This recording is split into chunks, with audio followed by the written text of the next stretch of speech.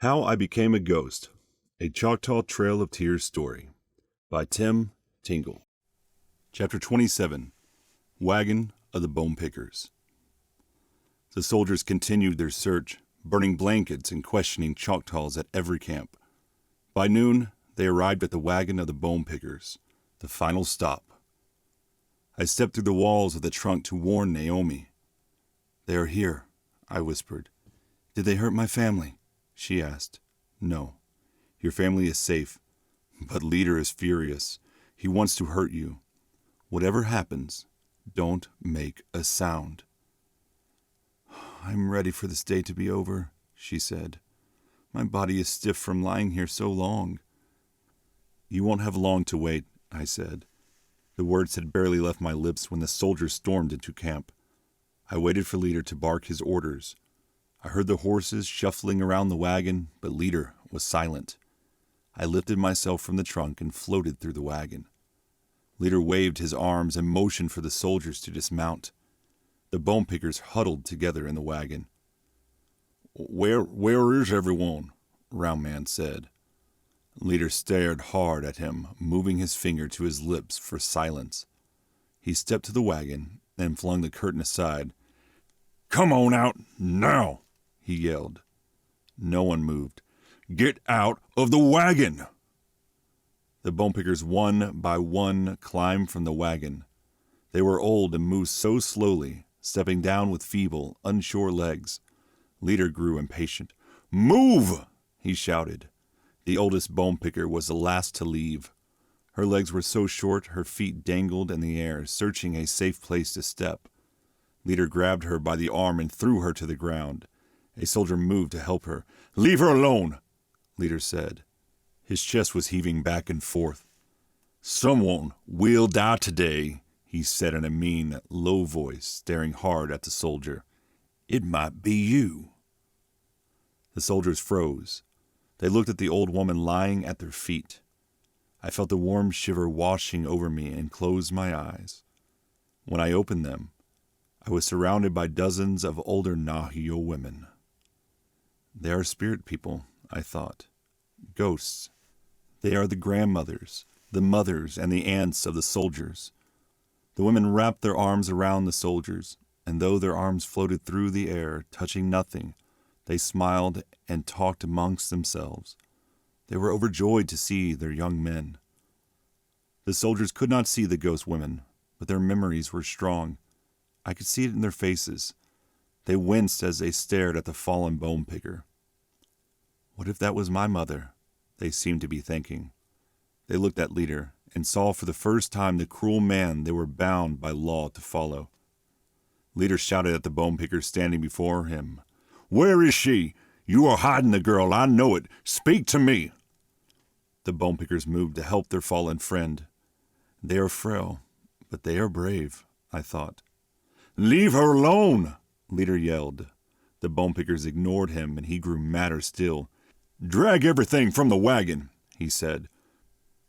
Two soldiers stepped forward and entered the wagon. I floated in beside them. "There's blood everywhere," a soldier said. "Nothing here but an old trunk." "Open it," Leader said, leaning inside the wagon. The soldier lifted the lid and stepped back in horror. "Oh, the trunk is full of bones," the soldier said. "They are covered in blood." Leader turned to the Bonepickers. "What are you hiding?" The Bonepickers huddled together and spoke not a word. Nothing Leader did or said meant anything to them. "I don't think they understand English," said a round man. "Maybe they will understand this," Leader replied. He stepped to the campfire, picked up a burning log, and handed it to Round Man. "Burn the wagon," he said in a quiet voice.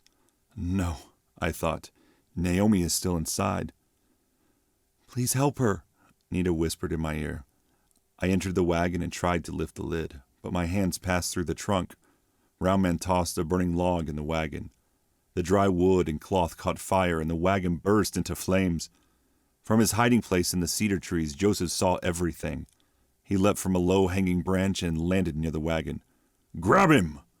Leader shouted. A soldier tackled Joseph and wrestled him to the ground. "Well," said Leader, We thought the panther killed you. Joseph said nothing. Flames shot into the sky, and soon the wagon was a tower of fire. Scorching heat cracked the air. The soldiers covered their faces and stepped back. Joseph relaxed, and the soldiers loosened his grip. Just enough. Joseph wiggled free and dashed to the wagon. He leapt through the burning curtain as a soldier grabbed his leg. "Let him go," said Leader. "My prophecy comes true. Let him burn." Nita and I entered the smoke-filled wagon. Flames crept up the walls of the trunk. Joseph flung open the lid and tossed the bones aside. He lifted the false door and pulled Naomi to her feet. She was covered in blood and looked more dead than alive. "We are here for you," Joseph said. Naomi shook with fear, but her face looked strong. Somehow, I knew she would live through this day. "They're watching the rear of the wagon," Joseph yelled over the sound of the crackling flames. "We'll jump through the cloth wall." He ripped a piece of burning wood from the floor and held it to the cloth. The flames ignited, and they waited for the circle of fire to grow. Naomi slapped embers from her hair and clothes. "They are waiting too long," I said. "They will burn to death." "No," said Nita. "They know what they're doing." As the roof of the wagon collapsed in a mound of flames, Joseph took Naomi by the hand, and they jumped from the wagon. By the time they were spotted, they were almost to the river. "After them!" Leader yelled, but his voice was drowned out by the sound of the wagon crashing. All eyes remained on the burning wagon, and the Bonepickers huddled together quietly and unafraid of death. While the soldiers watched, the woman kicked aside the still burning boards, searching for any remaining bones. Leader jumped on his horse and rode after Joseph and Naomi. They dashed to the river with Leader close behind. It looked like he would catch them, but his horse slipped on a rock overhang and Leader jerked the reins.